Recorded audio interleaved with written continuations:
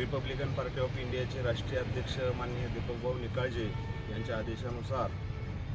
आज सांगली जिल्ह्यातील रिपब्लिकन पक्षाच्या सर्व पदाधिकाऱ्यांच्या वतीनं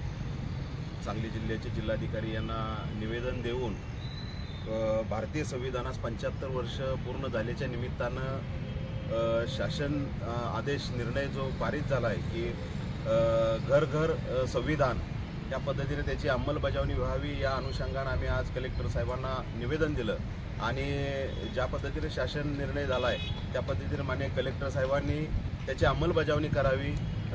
घर घर संविधानाच्या बरोबरच जो शासन निर्णयामध्ये वार्षिक आराखडा जो तयार झाला आहे, वार्षिक कार्यक्रमाची रूपरेषा जी तयार झाली आहे त्याचं नियोजन कलेक्टर साहेबांनी करावं आणि त्या संबंधितांना त्या पद्धतीनं त्याच्या सूचना द्याव्यात, अशा पद्धतीची आम्ही या निवेदनातून मागणी केली। आणि भविष्य काळामध्ये संविधानाच्या बाबतीत जे काही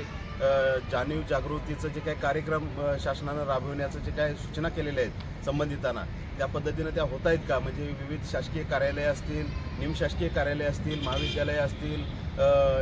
सामाजिक कल्याणच्या शाळा असतील किंवा अन्य ज्या काही शासकीय कार्यालय असतील त्या ठिकाणी संविधानाच्या ज्या काही कार्यक्रमाचे उपक्रम आहेत ते राबवले पाहिजेत, असे या आदेशातून